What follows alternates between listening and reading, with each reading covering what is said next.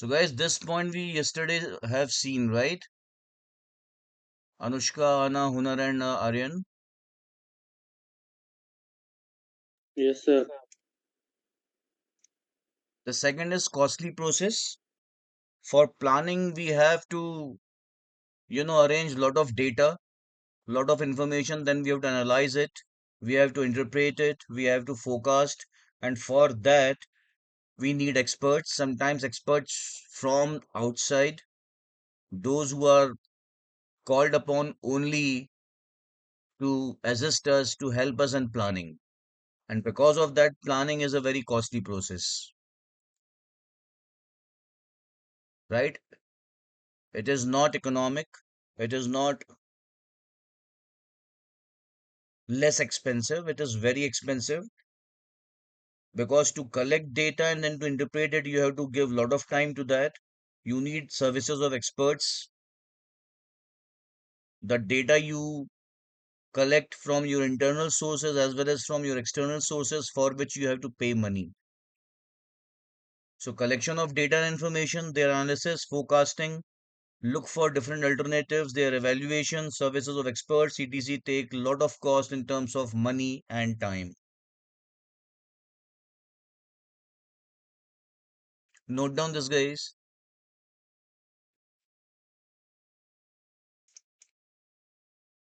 If cost of planning is more than or equal to the benefits derived from it, planning becomes irrelevant. अगर आपका cost of planning बहुत ज्यादा लग रहा है, जो कि होता है काफी, लेकिन अगर वो आपके बेनिफिट मिलने वाले बेनिफिट से भी ज्यादा है तो बेटर है कि आप ऐसी प्लानिंग ना करें.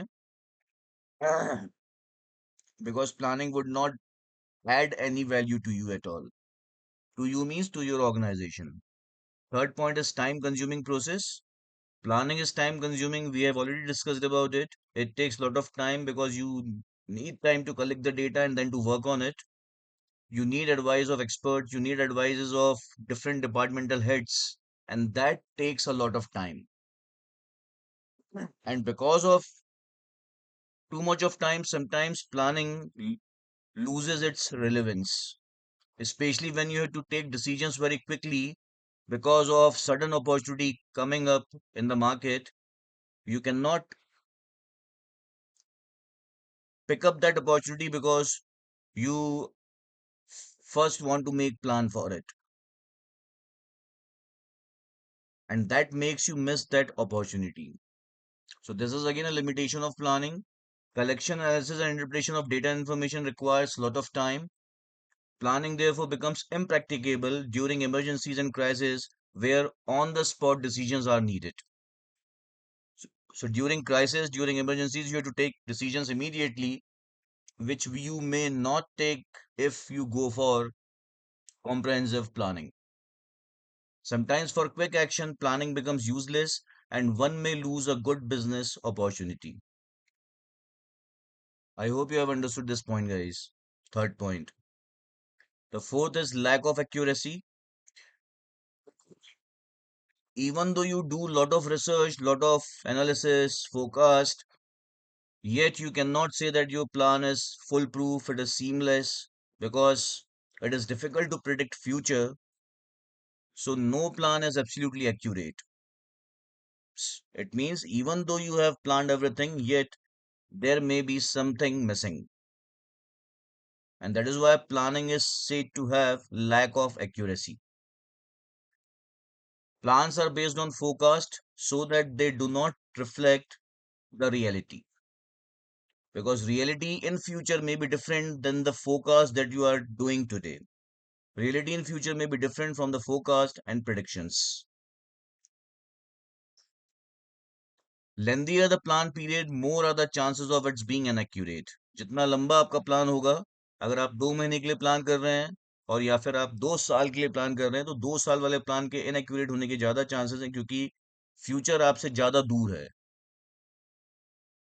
Right? So farther the future from you, when you are sitting for the planning, more are the chances of it's going inaccurate. More are the chances of risk involved in that. It is so because distant future can be predicted with lesser accuracy. Therefore, blind reliance on plans may be dangerous. इसलिए आपको आंख बंद करके plan नहीं करना चाहिए, और इसीलिए मैनेजर्स साथ में डेरिवेटिव प्लान्स भी बनाते हैं कि अगर ये प्लान हमारा फेल हो गया तो हम क्या करेंगे। Then they have some other plan in their hands. So guys, you note down this first and then we go ahead.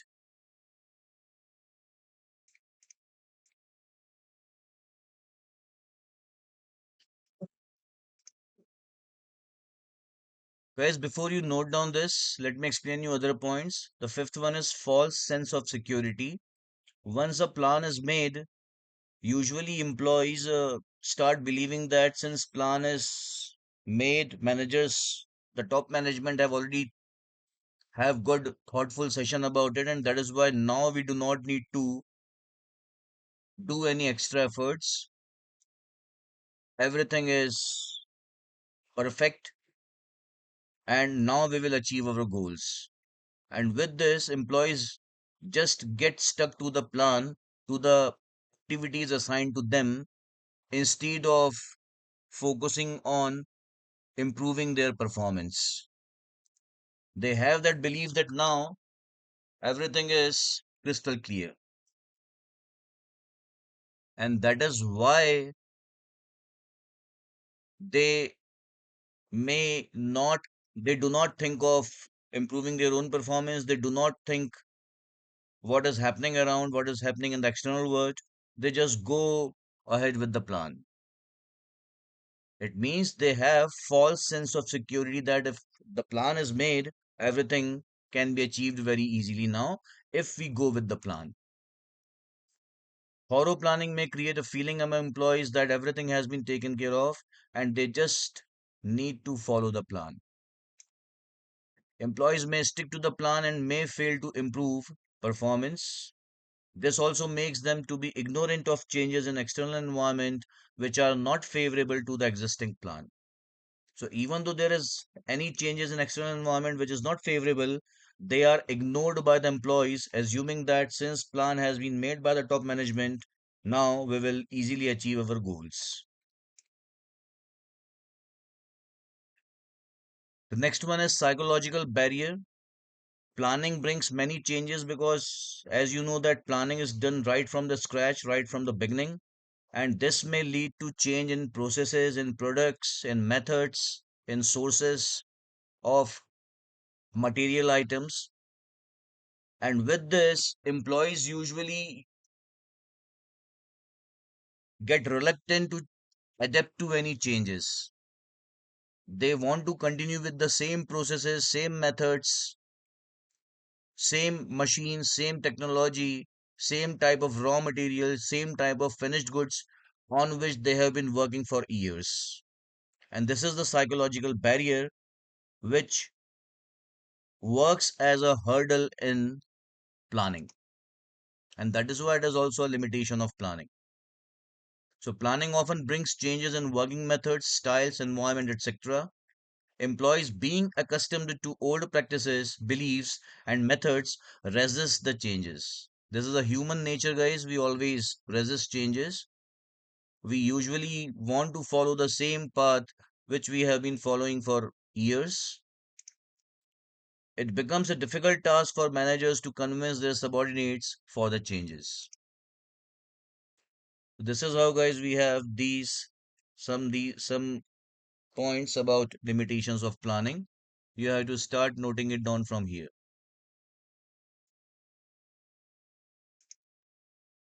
Yes, sir.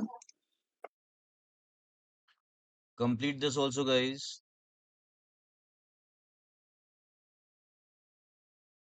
So, guys, you noted down this also, right? Everyone. So, guys, Yes, sir. next is planning process and its steps. What exactly is done in planning that we are going to understand step by step.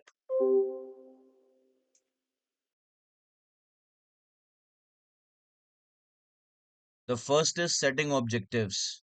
The very first thing that we do in planning is we set the goals that we want to achieve for our organization. And then once the organizational goal is set, then that goal is divided among all the departments of the organization. And this is how every departmental head makes goals for his own department based on the organization's overall goal. So plans cannot be made without any objectives. Therefore, the first step in planning is to set objectives for the organization as a whole and for each department or unit of the organization.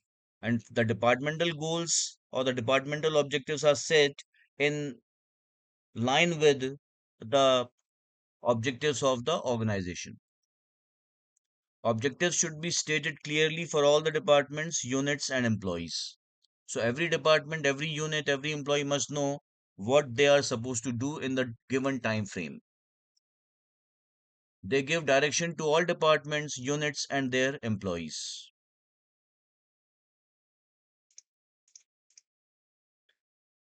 So first you note down this first point, guys, and then we go ahead. Everyone. Done, sir. Yes, sir. The second one is developing the planning premises. It is actually assumptions that we take while making the plan. Since planning is about future, so we forecast, we predict the future, and for that prediction or forecast, we have some assumptions with us. And those assumptions or set of assumptions are called planning premises. Right? For example, you are planning to visit North or Kashmir, let's say, for example, and the assumption may be that there would be cold, and accordingly, you plan your travel. I hope you have understood, guys. The same is done by businesses when they plan for future. So, in planning, future is predicted on the basis of analysis and interpretation of certain data and information. We analyze and interpret certain data and information, and based on our analysis, we do some prediction. These predictions are based on certain assumptions. For example, to increase sales by 50%, so this is the objective which a business want to achieve in the near future, to increase its sales by 50%, the organization may assume that there already exists that much of demand. That is, there already is gap of demand and supply. Demand is more and supply is less, and because of this gap, we can easily increase our sales by 50%. Or the other assumption may be to do so, that is to increase your sales, you have to cut down your prices, means prices of your products by 20%. You know the law of demand which says that when prices are cut, demand increases. So you may have either of these two assumptions to meet this objective. Have you understood, guys, this or not? What is planning premises? Yes, sir. Everyone, I'm asking all guys. Ahana, Ashutosh, Hunar, Aryan, have you understood what planning premises mean? Yes, Yes. sir. Sir. For example, you are preparing for your class 12th board exam, and one assumption you may have is that this year the complexity level would be moderate. And this you are assuming based on analysis of past question papers, where you have found that there is a trend that one year question paper is very complex, next year it is moderate, again it is very complex, then again moderate. So in the previous year, in the year 2024, the question paper was bit complex. So now you're assuming, based on the trend, that this year in 2025, the question paper would be moderately complex, not very complex. And based on this assumption, you make your plan, right? Similarly, an organization planning to set up a new plant may assume that there will be no change in interest rates, and sufficient funds would be available to meet its financial requirements. एक organization एक So guys, here an organization is planning to set up a new factory, new production facility, and for that it will require huge sum of funds, and it is assuming that there won't be any change in interest rate. Whatsoever interest rates are there now in the market, the same interest rate would be there in the near future also when the plant would be erected, and therefore funds would be easily available to the business. Like when a family goes for a long travel, they keep basic medicines with them with an assumption of some or any of them falling sick during travel.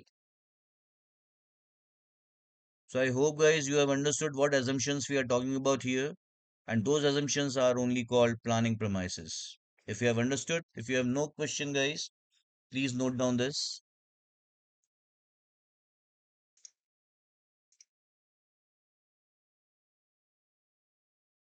Next is identifying alternative courses of action. So once you have made your objectives in the first point, once you are done with your planning premises that are assumptions, now you look for those different courses of actions which may take you to your destination, that is attainment of your goals. So you first identify different courses of action which through which you can attain your goals. So this point is about how. The first point was what? That is objectives, right? The second point was about why, and that is assumptions. And the third point is about how. How will you attain your objectives which you have set in your plan? So there may be different ways to do a particular task. All these ways are brought on table, and this process is called identifying alternative courses of action. Once all the ways are brought on table, then you evaluate each of the course individually in the light of your plan as which one is more likely to let you have your attainment of plan. So for every course of action you see positive and negative aspects, that is pros and cons, in the light of the objective to be achieved. Feasibility and consequences of each alternative are also evaluated. Even though a particular course of action is more likely to attain your goals, may not be feasible. So feasibility is also important, and consequences also are important. So they are also evaluated for each alternative course of action. After evaluation, you finally select the best alternative, which is feasible as well as which has more chances for attainment of your set objectives. So the alternative which is most feasible, profitable, and with least negative consequences is selected.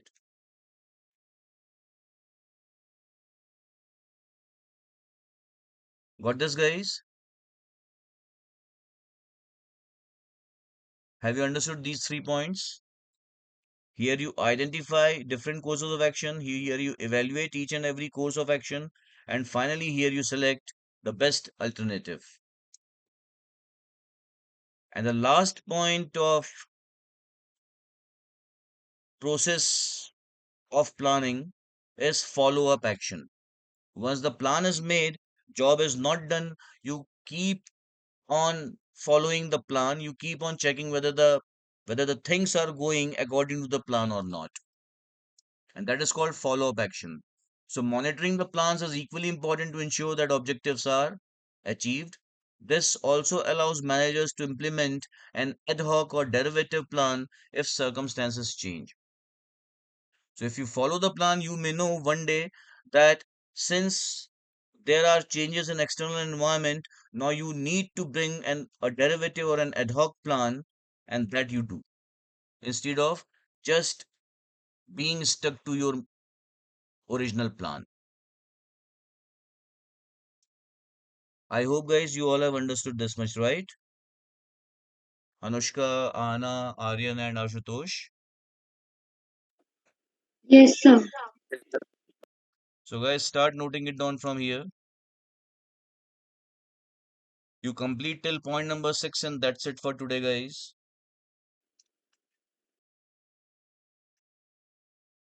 So guys, complete the sixth point also.